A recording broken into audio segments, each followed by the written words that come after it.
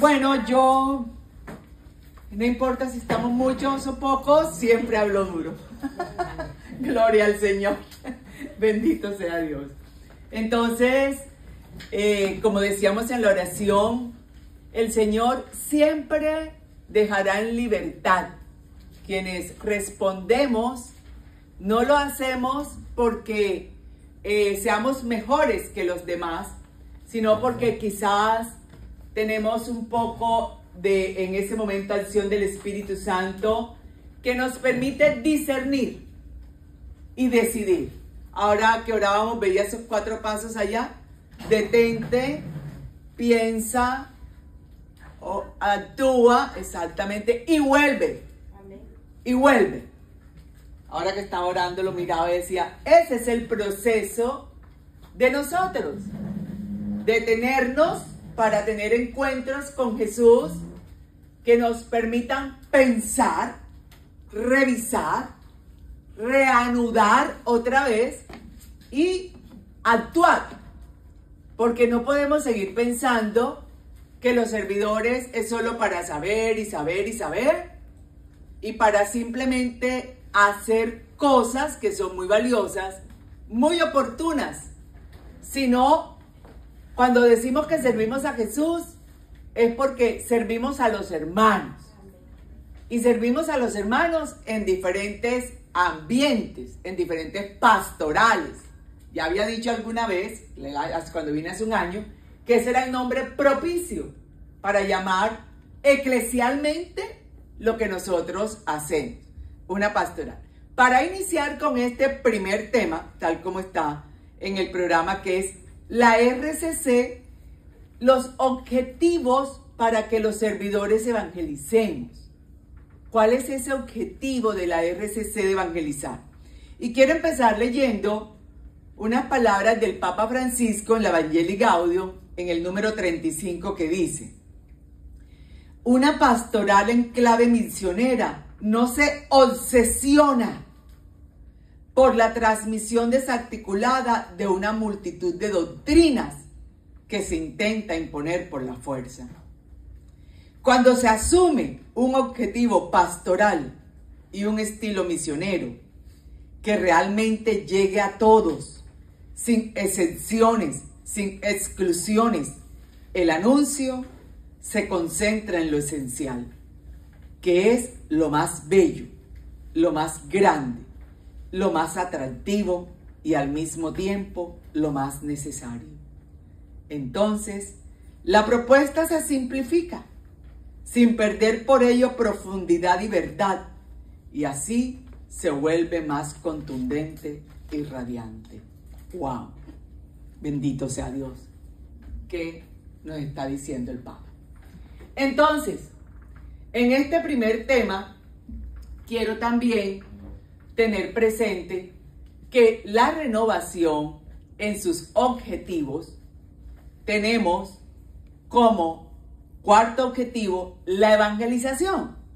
Es decir, todos en la iglesia tenemos la invitación, el llamado a ser evangelizadores. Todos. Pero en la renovación, eso es un objetivo de nuestra identidad.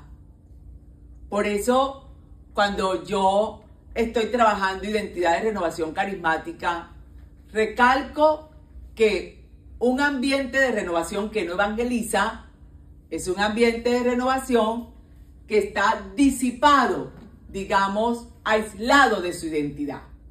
Un carismático que no evangeliza, como digo yo jocosamente, así sea el perro, al gato de la casa, está aislado de su identidad. No estoy diciendo que está mal, está aislado de su identidad, o por lo menos de los objetivos de su identidad. Entonces, los lineamientos de lo que es el ICRES, que ya cambió para CARIS, es decir, el Instituto Mundial de la Renovación. Cuando nos habla de este objetivo, nos dice que nosotros fomentamos el trabajo de la evangelización con el poder del Espíritu Santo, incluyendo la evangelización de los no cristianos, la reevangelización de los cristianos por tradición y la evangelización de la cultura y las estructuras sociales. La RCC promueve especialmente el compartir la misión de la iglesia para proclamar esa buena nueva con el poder del Espíritu Santo. Pero quiero aclarar de una vez que con el poder del Espíritu Santo no es un estilo, no es una metodología. Cuando yo hablo con el poder del Espíritu Santo, me tengo que pensar en las primeras comunidades, cómo lo hicieron los primeros discípulos después de recibir el Espíritu Santo. ¿Cómo lo hicieron? Recordando todo lo que Jesús les había enseñado. Jesús mismo lo va a decir en el Evangelio de Juan. Él vendrá y les recordará. Entonces, el primer signo de un evangelizador con el poder del Espíritu es que tiene presente lo que Jesús ha enseñado. Como nos acabó de decir el Papa Francisco, no estamos inventando doctrinas nuevas. Es más, una doctrina nueva dejó de ser del Espíritu. El Espíritu no funda doctrinas nuevas.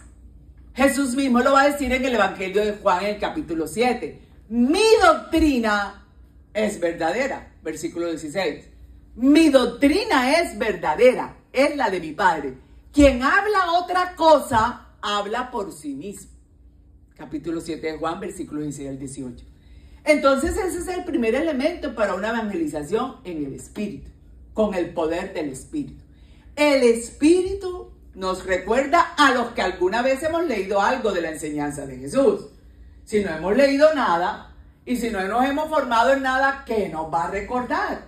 Y ahí es donde surge el peligro de empezar a fundar nuevas doctrinas o de creer que por la ignorancia que tengo frente a la de Jesús, Él me está inspirando a mí cosas nuevas, cosas diferentes.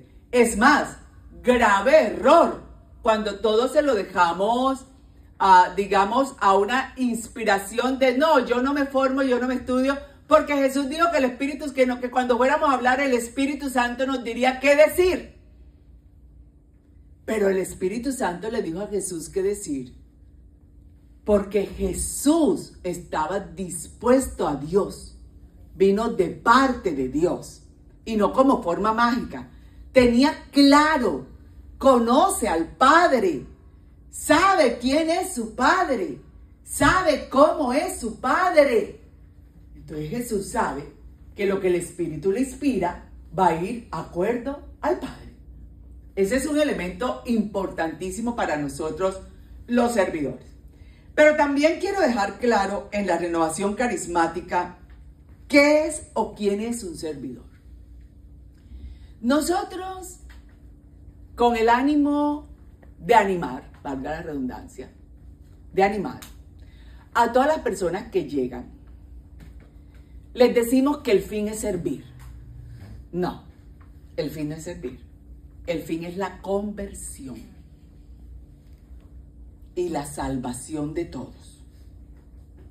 Entonces, si yo cuando una persona llega le digo, venga hermano, para que sirva, ya yo le estoy instruyendo mal. Venga para que conozca a Jesús, y nosotros sabemos que todo el que conoce a Jesús va a terminar sirviéndole. Gloria al Señor.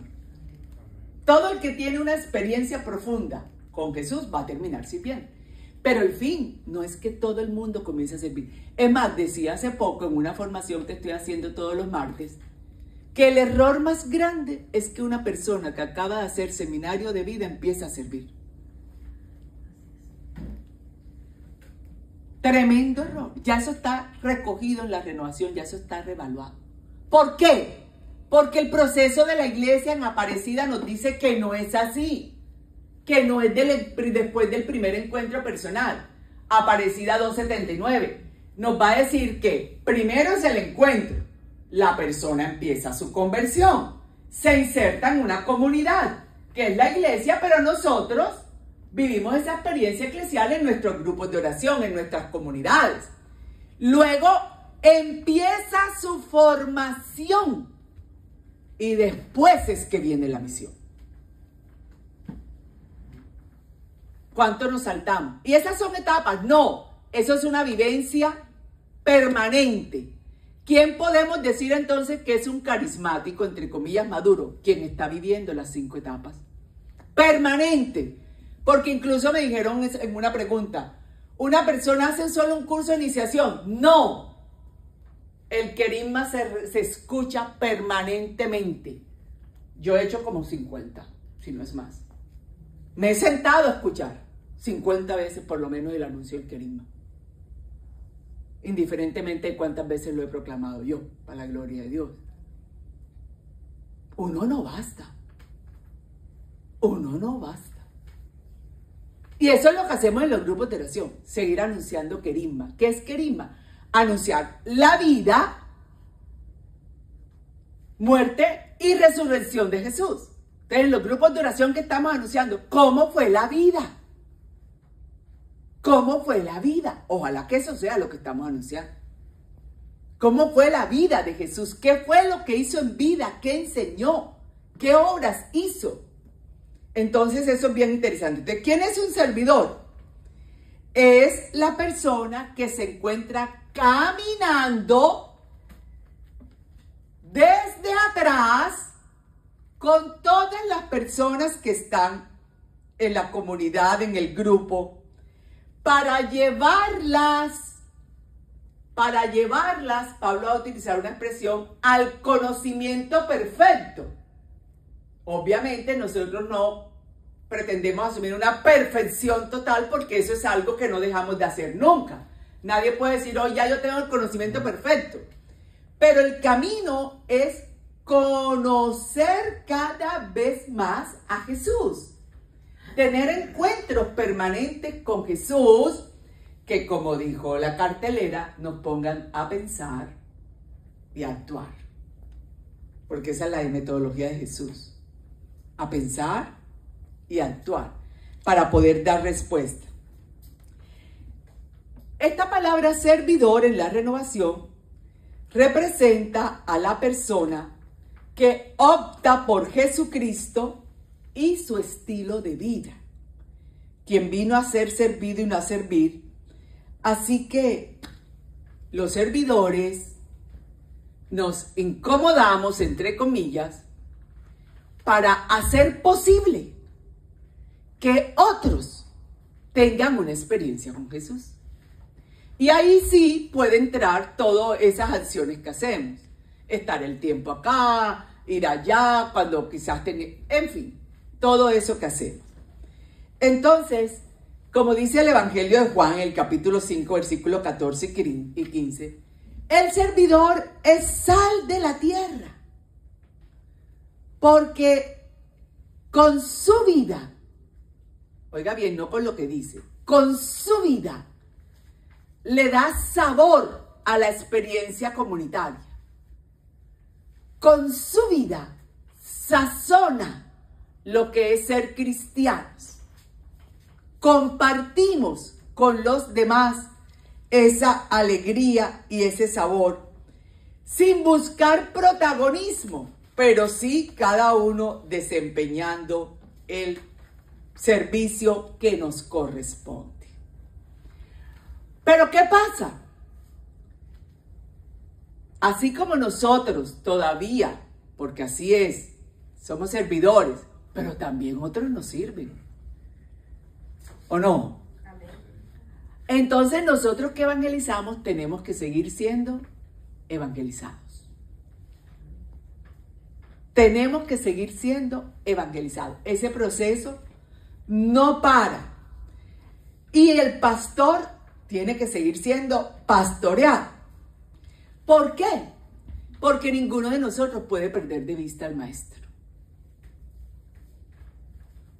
Él es el maestro. Entonces ninguno de nosotros puede perderlo de vista. Entonces, esas dos afirmaciones, seguir siendo evangelizado, seguir siendo pastoreado, entonces pareciera que no ocurre. Pareciera que a veces pensamos que el proceso ha terminado. Que se tratara como de un grado. Ya me pusieron la camiseta, ya no voy a más nada. Es muy peligroso por eso. Por eso es que la iglesia, al presentar el itinerario pastoral, pone la misión después de un proceso de maduración.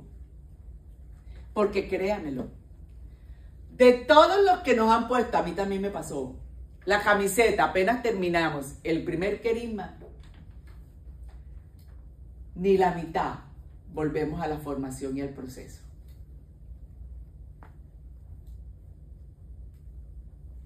Y si no, sin decírmelo, dígame cuántos de los del seminario de vida que ustedes han hecho han seguido proceso de formación.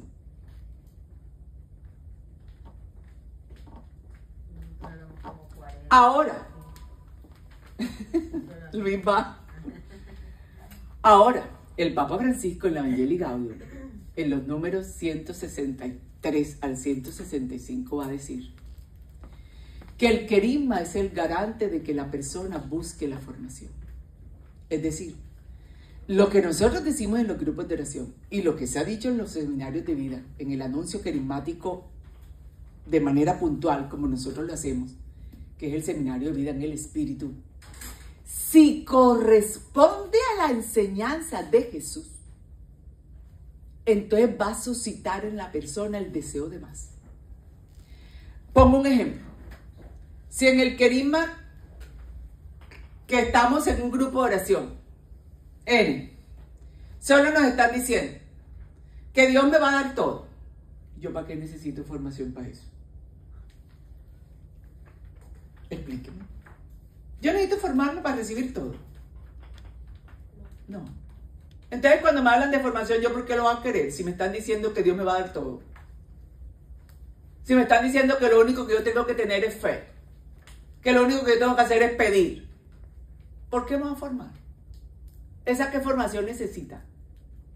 Es más, me están diciendo que yo sea alguien pasivo. Que yo no tengo que hacer nada, sino creer y creer a mi manera.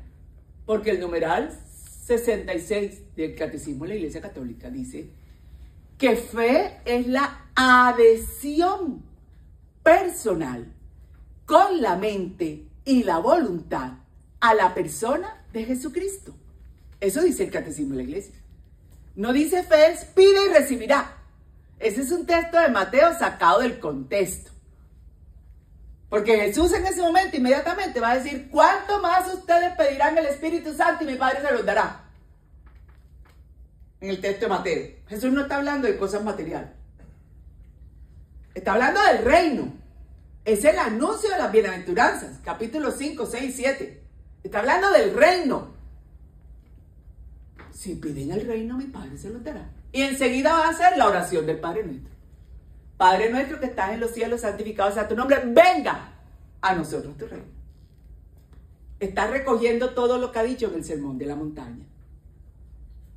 Entonces, si a mí me presentan un querigma de esa manera, está pasando lo que el Papa Francisco está advirtiendo.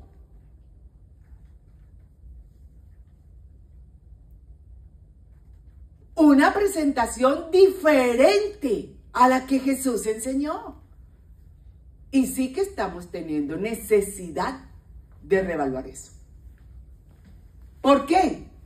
Porque si nosotros somos servidores, es porque nosotros libremente hemos decidido asumir la invitación de Cristo para que otros le sigan. Para que otros le sigan. Entonces Jesús sí nos va a preguntar a nosotros. Sí nos va a preguntar. Oye, gracias hermano, Dios le pague.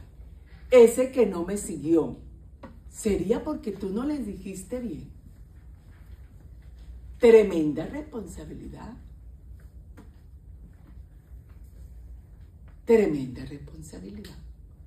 Y no se trata de evitar, porque en el aprendizaje hace parte la equivocación. Es más, la equivocación también es una manera de llamarnos a aprender. Cuando soy consciente que no lo estoy haciendo bien, ahí hay un llamado del Señor para que yo revalúe lo que estoy haciendo y aprendiendo. Se lo dijo a sus discípulos cuando vinieron a contarle: ay, si hubieran visto, Señor, cómo salían los demonios, y mejor dicho, caía allá y acá. Y el Señor les dijo: alégrense porque sus nombres están escritos en el libro de la vida. No por lo que Dios hace. Dios es Dios y va a hacer eso más y más. No lo hace por ustedes. Ustedes alégrense de que yo los llamé a ese discípulo. Entonces, todo eso. Entonces, la evangelización tiene unas metas. Pero para que se cumplan, nosotros tenemos que revisar muchas ideas preconcebidas que tenemos. Incluso en la renovación carismática. Incluso hubo una que todavía se oye. Es que la letra mata al espíritu. Pablo en la carta a los romanos. Y Pablo no está hablando de eso. Pablo no está hablando, porque si alguien fue formado fue Pablo. En la escuela de Gamaliel. Él lo va a decir. Y después Ananías, que es que el Señor escoge para que lo reevangelice, dura con Pablo 3 años. Reevangelizando a Pablo. Pablo se está refiriendo a la ley. Esa letra de la ley es muerta. Esa letra de la ley no da vida. Entonces, como eso decía, y nosotros los carismáticos, en vez de dejarnos enseñar, queríamos hacerlo solo. Entonces, alguien leyó eso y empezó a decir: no, formación no, porque la letra mata al espíritu. Pero si el espíritu fue el que inspiró lo que está escrito. Si el espíritu es quien ha inspirado el magisterio. Si el espíritu fue quien inspiró la doctrina, ¿cómo va a irse ahora en contra de sí mismo? A decir que eso no es para nosotros. Entonces, 3 metas de un servidor para evangelizar. Tomadas del documento de Paulo VI, después del Concilio Vaticano II, de la Evangelii Nuntiandi, el anuncio del Evangelio. El número 18 nos va a decir: evangelizar a todas las personas para que el poder de Dios los transforme desde dentro y los haga una nueva creación. Ya nos están diciendo cuál es el proceso. Lo que decimos no es para levantar emociones, no es para crear expectativas, para ilusionar, sino para que la persona desde dentro, es decir, desde su corazón, dirían los profetas, entendiendo corazón como todo el ser interior, es decir, sus criterios se renueven, su afectividad se sane y la comprenda y la entienda, sus sentimientos se transformen y acoja el mandamiento nuevo y principal, que es el mandamiento del amor, y su psicología se adhiera a la de Jesús. Es decir, salimos del yo para entrar en el nosotros. Los católicos, por eso la iglesia habla de nosotros, no de yo ni de tú. Cuando yo le digo a alguien, es que tú tienes que hacer, eso pertenece a otras doctrinas cristianas, a la católica no. Pero cuando yo digo es que nosotros lo hacemos así, estamos todos incluidos. Segunda meta, transformar a las comunidades para que reciban personas evangelizadas y se comprometan en cambios eclesiales y sociales. La iglesia no cambia la doctrina, no cambia la tradición, no cambia la enseñanza, pero sí tiene que apropiar el momento histórico y cultural de cada época. Es decir, hoy, no porque digan que el aborto es bueno, la iglesia lo va a asumir. No, no lo va a asumir, pero asume el lenguaje apropia lo que culturalmente está pasando para poder evangelizarnos hoy frente a esa realidad. Entonces, nosotros evangelizamos, repito, para que las comunidades se transformen. Ah, claro, se desprende del anterior. Si una persona se transforma, la comunidad a la que pertenece se transforma. Entonces, nos comprometemos todos en los cambios eclesiales y sociales. Por eso, hoy, en todas partes la renovación se está preguntando qué está pasando en nuestros grupos de oración, que la gente se va. Tendríamos que preguntarnos primero qué querisma están escuchando. Porque el día que ya no escuchan eso, dicen, ay, ya yo no siento nada. Me voy para la del vecino a ver qué siento. Y cuando dejó de sentir allá y nos volvemos turismáticos en vez de ser carismáticos. Andamos turisteando en todos los grupos carismáticos. Porque allá sí siento. Esto no es de sentir, aunque las emociones hacen parte de nuestra realidad y por supuesto que se manifiestan. Esto es de transformación, de conversión. Y la tercera meta, transformar la sociedad y la cultura para que se instauren los criterios evangélicos. Esa es la manera como los cristianos impactamos la sociedad. Que otros vean cómo decidimos. Que otros vean qué decido frente a una situación. Pero en un mundo que nos está diciendo cosas como que hay que tener dinero como sea. Entonces, si yo solo le estoy pidiendo a Jesús dinero, yo no he entendido de qué se trata esto. Y no tiene nada de malo en tenerlo. Es que la salvación no es un tema de si tengo dinero o no. La pregunta es cómo quiero alcanzar ese dinero. Rápido, a costa de lo que sea, sin pagarle los salarios a tiempo al otro. Esos criterios están mal. Libros de Tobías, capítulo 4. Ahí está el camino a la prosperidad. San Rafael acompañando a Tobías a buscar un dinero que su padre había dejado en Raguel. Ahí están los criterios de la prosperidad.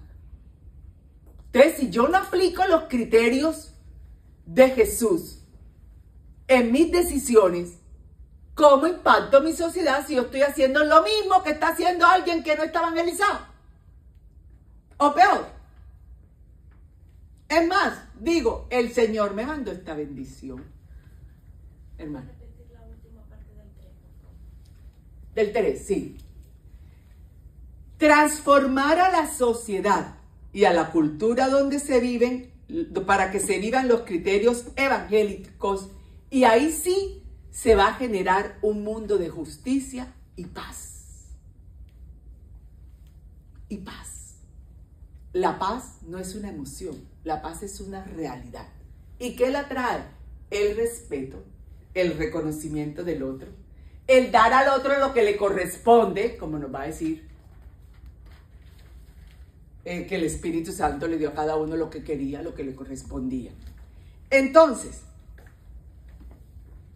así como la iglesia es evangelizada y evangelizadora, porque nosotros somos la iglesia, entonces esa realidad es permanente en nosotros también. Somos evangelizados y evangelizadores. Por eso Jesús, si nosotros pretendemos simplemente buscar certificados, hice esta formación, hice esta otra formación, ¡qué bien! Eso es una evidencia de que estamos atendiendo un llamado. Pero recordemos que Jesús nos dice, vosotros no pretendáis que os llamen rabí, porque uno solo es vuestro maestro, el Cristo, y todos vosotros sois hermanos. Y no llaméis padre a nadie en la tierra, porque uno solo es vuestro Padre, el que está en los cielos. Ni seáis llamados maestros, porque uno solo es vuestro maestro. Mateo 23, del 8 al 10. Nosotros no estamos aprendiendo para escalar, para tener un escalafón, como sucede en la línea de la educación, en que los docentes, por los conocimientos adquiridos, digamos que vamos subiendo de escalafón, así se llama. Y eso trae una recompensa. somos mejor pagados, tenemos algunas prebendas, ¿cierto? O la universidad, por ejemplo, cuando quiere tener una certificación más alta, ¿qué hace? Nos coloca a todos los docentes a cualificar, para tener una mejor certificación. Pero aquí no se trata de eso. Sería para cualificar la evangelización, pero no para calificar.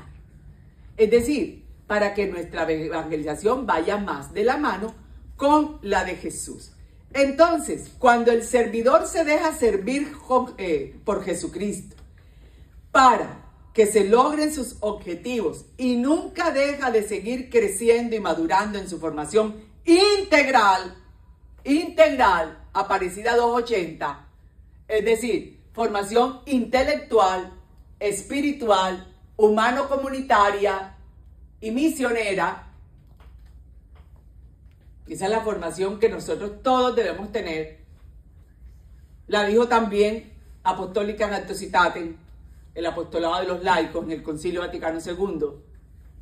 Ahí es donde nosotros nos tenemos que formar en esa área porque es un tema integral. Es un tema integral.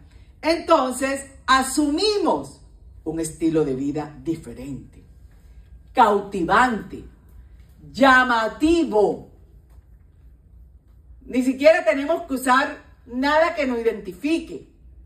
Nuestra alegría, nuestro trato con el otro.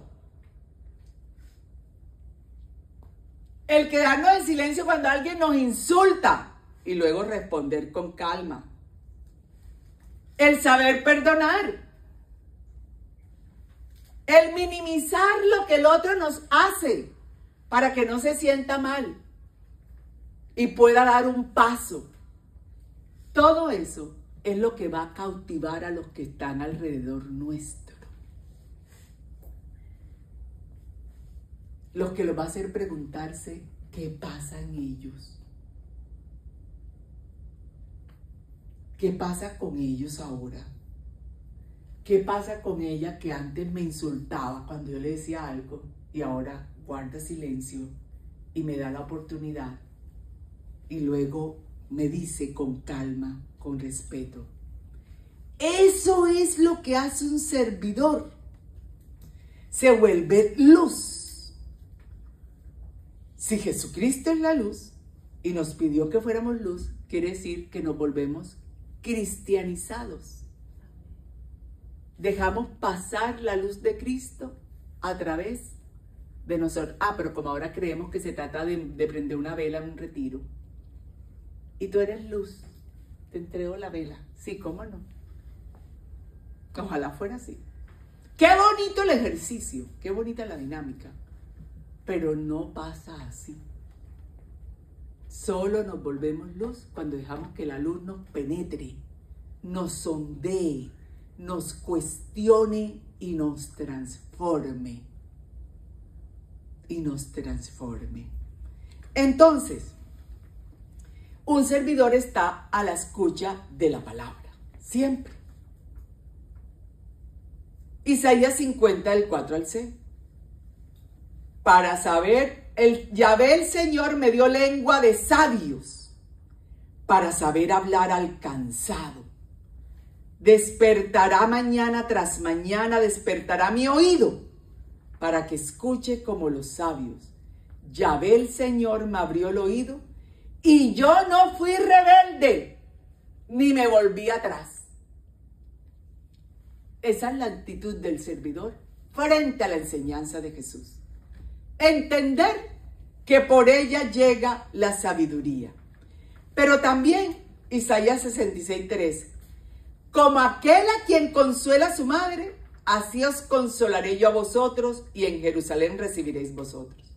El servidor que se deja consolar. Nosotros a veces somos mujeres maravillas y hombres Iron Man. Es decir, somos de hierro. Nada nos pasa. Todo lo podemos. Porque como todo lo puedo en Cristo que me fortalece, yo no puedo mostrar debilidad. Eso no es debilidad, eso es humanidad, que es diferente. Nosotros a veces confundimos. Es humano sentir dolor. Es humano sentir cansancio. Es humano sentir que no puedo en este momento. Por eso el servidor tiene que estar dispuesto a dejarse consolar, a animar, a ayudar. Pero como nos han dicho que eso es un signo de debilidad, el servidor está atento, 2 Timoteo 1, del 6 al 7, a reavivar el fuego del don de Dios, porque no nos han dado un espíritu de cobardía. Tenemos el Espíritu Santo que nos da valor, amor propio inclusive. Nos amamos a nosotros mismos, nos lo dijo Jesús, eso no es vanidad. Como creemos que Jesús nos ama, es decir, con respeto, con aceptación, incluso con admiración, no con vanidad. Entonces, otras ventajas es lo que le dijo Pablo a Timoteo. Te suplico encarecidamente delante de Dios y del Señor Jesucristo, que juzgará a los vivos y a los muertos en su manifestación y en su reino. Oiga lo que le dice Pablo a Timoteo. Te suplico encarecida. Era su maestro. Y no le dijo, me haces el favor y vas a predicar. Le dijo, te suplico encarecidamente en el nombre de nuestro Señor Jesús. Casi que le está llorando. Casi que le está rogando. Segunda carta a Timoteo, capítulo 4, versículo 1 al 6. Que prediques la palabra y que insistas a tiempo y fuera de tiempo.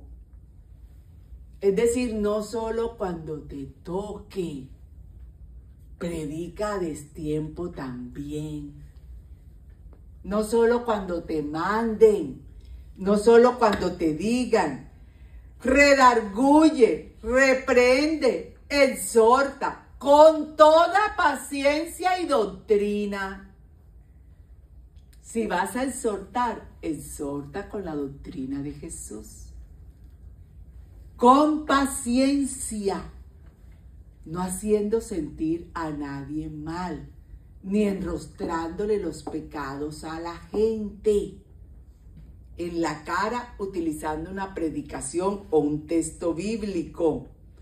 Pues vendrá tiempo cuando no soportarán la sana doctrina, sino que teniendo comezón de oír, se amontonarán maestros conforme a sus propias pasiones y apartarán de la verdad el oído y se volverán a las fábulas. Pero tú, sé sobrio, soporta las aflicciones, haz obra de evangelización y cumple tu ministerio. Tremendo. Para eso es que los servidores de la renovación evangelizamos.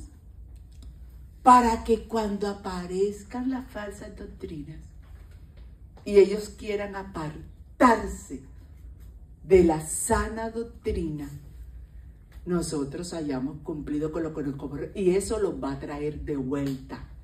Por eso lo que dije al principio, el peligro que tenemos de estar impartiendo enseñanzas en nuestros grupos que no corresponden a la enseñanza de Jesús, por muy bonito que se oiga.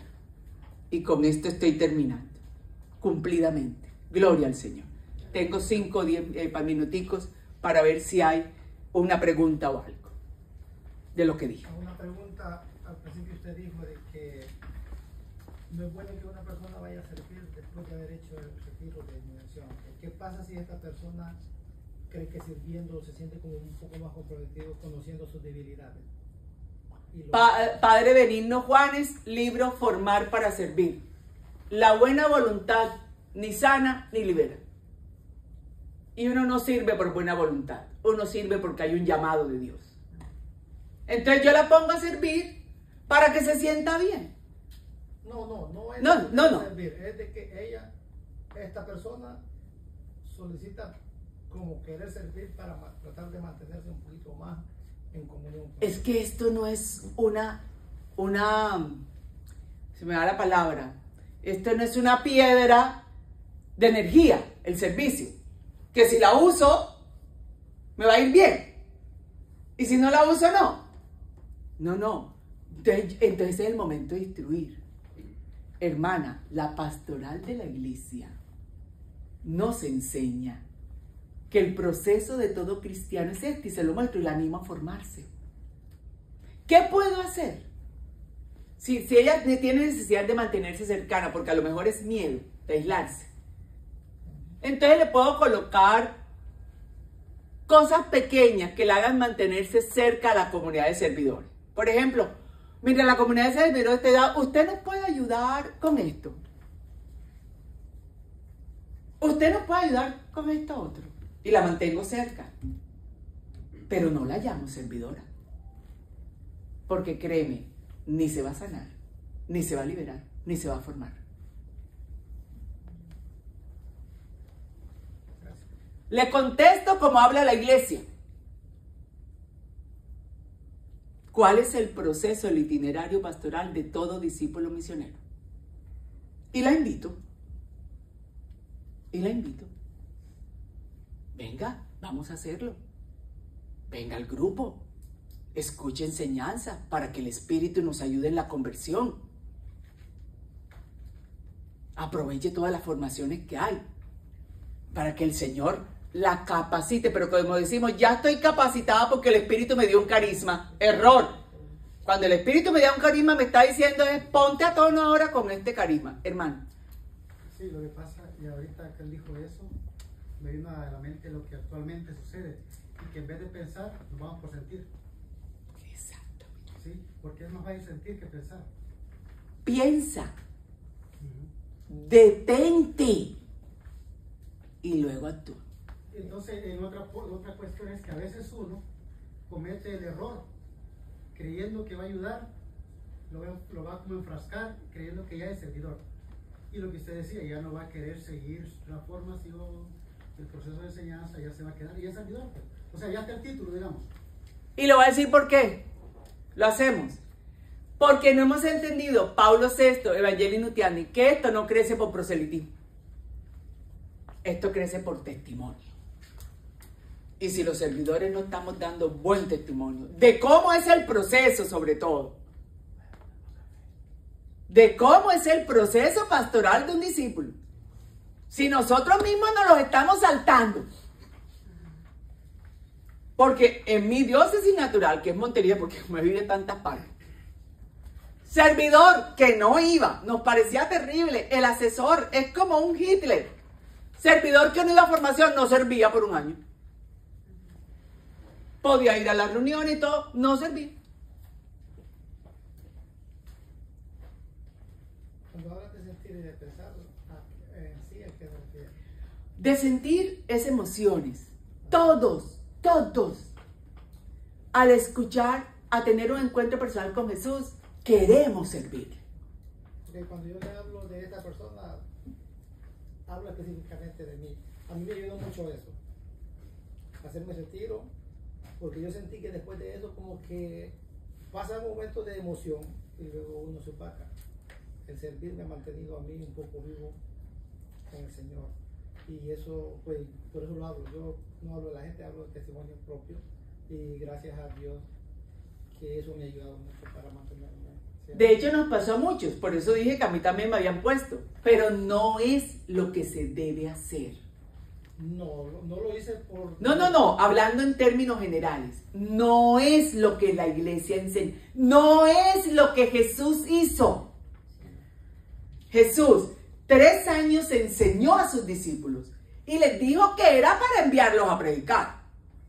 Y en el momento de la ascensión, ¿qué les dijo? Vayan a Jerusalén para que reciban la fuerza. Y entonces vayan a los confines de la tierra. Es que el proceso lo marcó Jesús. Lo marcó Jesús. Entonces, sin duda alguna, en la apertura al Espíritu, el Espíritu lo puede hacer. Sí, creo que a los primeros en la renovación nos pasó a todos igual. Pero digamos que era un momento sui generis. Estábamos iniciando. Entonces al Espíritu le tocó hacer con los que había. Pero nosotros ahora somos conscientes de cómo es. Entonces, que haya pasado con nosotros. A mí me pusieron a predicar. Yo dije, ¿eso qué es? Cuando me dijeron predique, yo dije, ¿eso qué es? Yo no sabía ni qué era predicar. Gloria al Señor. Porque de osada, creyendo que era que ya estaba lista, me atreví. Cuando hubiera sido consciente que no sabía una papa, digo que no. Pero como no había conciencia en mí, dije que sí, me paré a predicar. Pero son acciones del Espíritu puntuales. No es lo que corresponde a todo el mundo. Pero si alguien sabe cómo es el proceso, le corresponde orientarlo.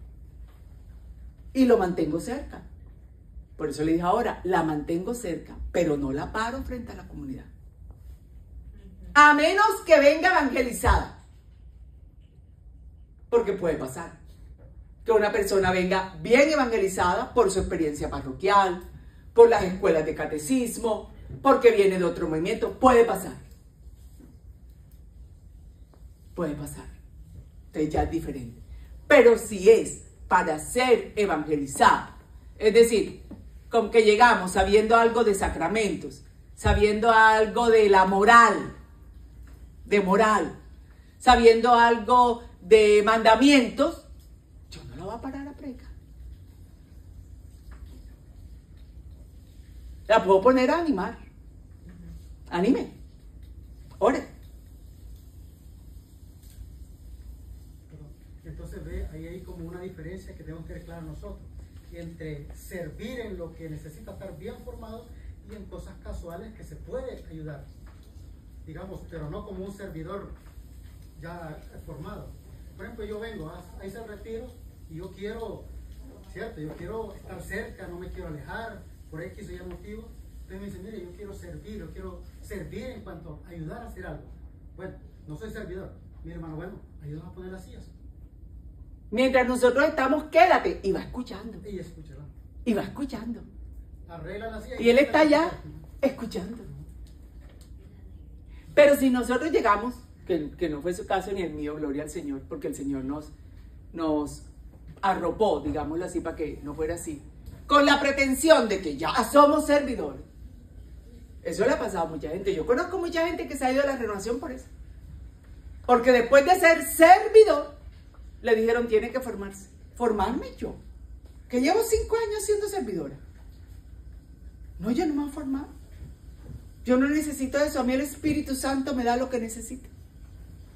Entonces le dice que no y se va.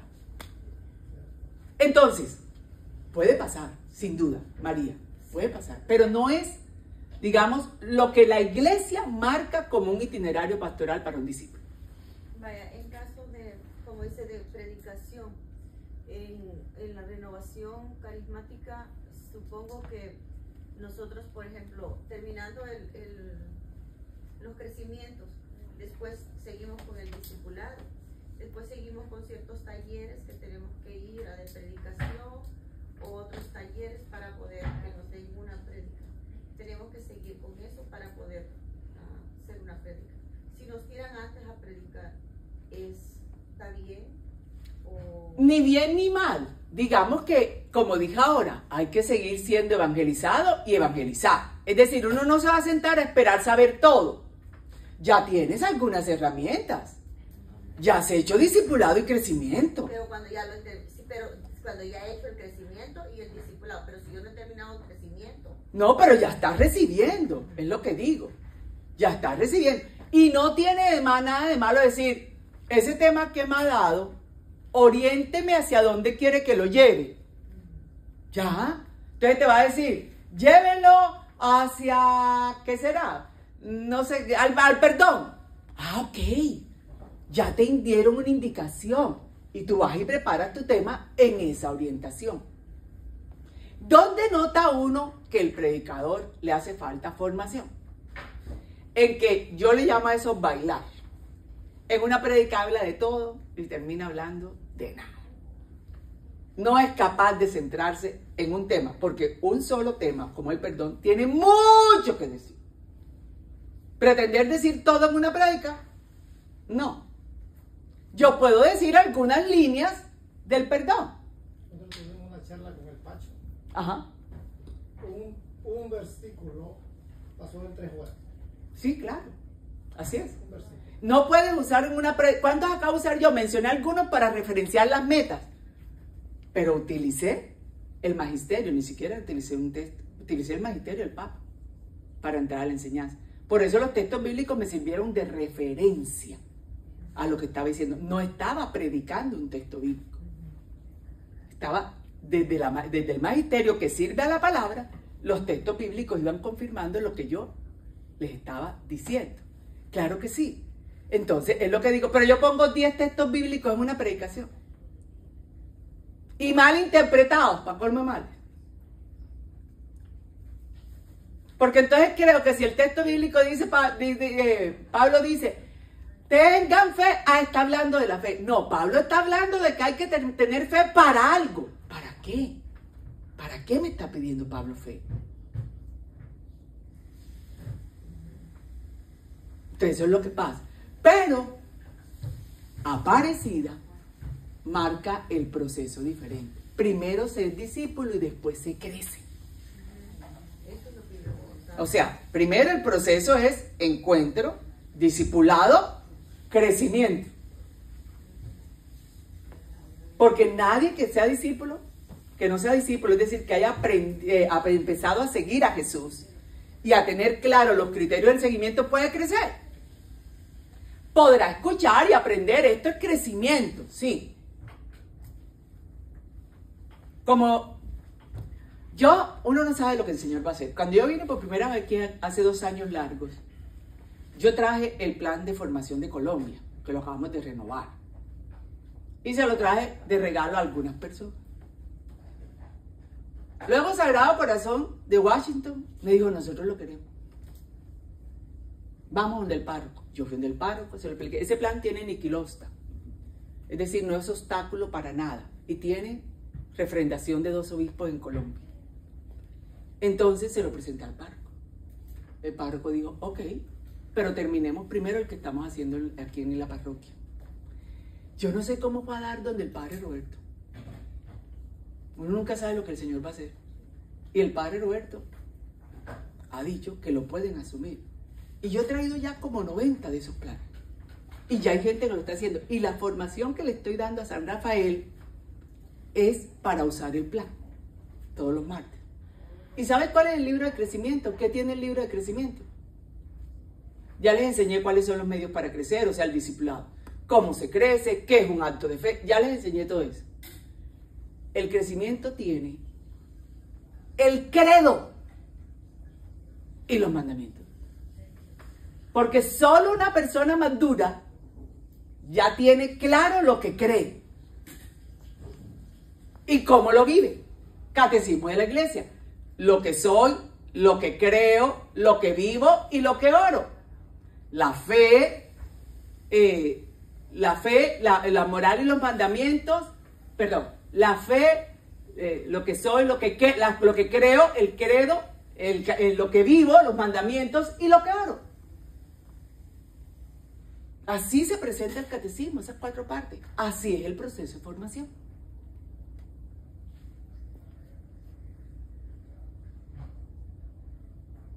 Así es. La Iglesia por eso es maestra, porque nos va indicando cómo. Entonces, sin duda alguna el Espíritu ha sido bueno, ya para concretar. Ante nuestras falencias y ante no saber distinguir cómo eran los procesos, nos ayudó. Nos ayudó, gloria al Señor. Pero ya ayudándonos y teniendo claro cómo es, insistir nosotros en otra manera, es desatender lo que el Espíritu le ha dado a la Iglesia. Porque la renovación carismática no es una secta, es iglesia. Es más, voy a leer lo que dijo el Papa Paulo VI.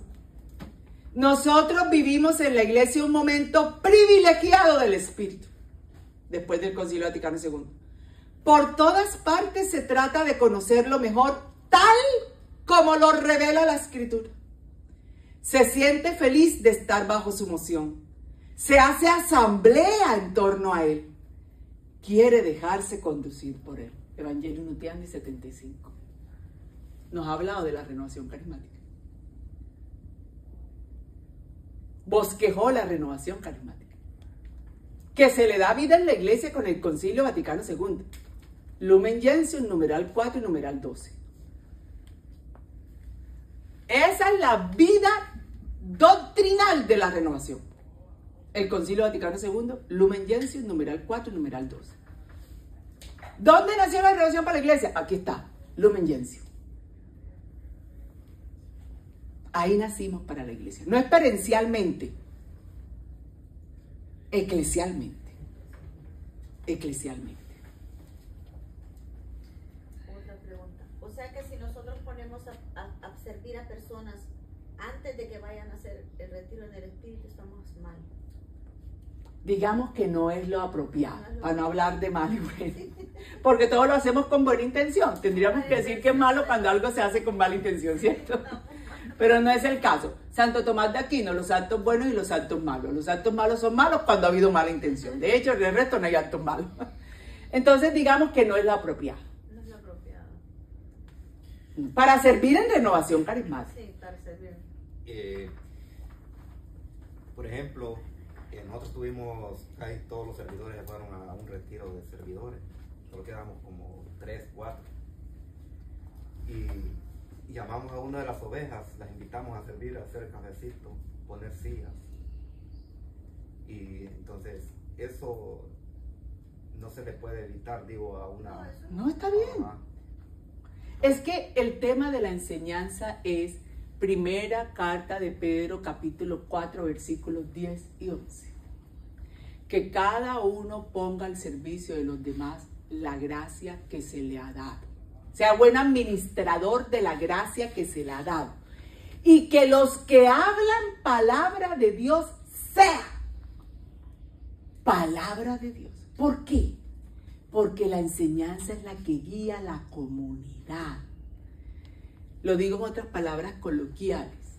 El grupo está como están enseñando los predicadores. Si el predicador está enseñando en una línea que no es la enseñanza de Jesús, el grupo va por otra línea y no se ve la conversión. Eso es lo que pasa. Cuando yo llegué una vez a Miami, que no vine a predicar, pero me fui a un grupo de oración carismática en el 2008, llegó en ese momento la coordinadora de la renovación al grupo de oración. Preguntó quién había hecho el seminario de vida. Yo levanté mi mano, normal. Y me dijo, ¿dónde lo has hecho? Porque iba a haber un seminario de vida en Miami. Y le digo, en Colombia. Hasta lo he proclamado y me dijo así. Pero si vas a predicar aquí, lo tienes que hacer aquí. Y yo fui y lo hice.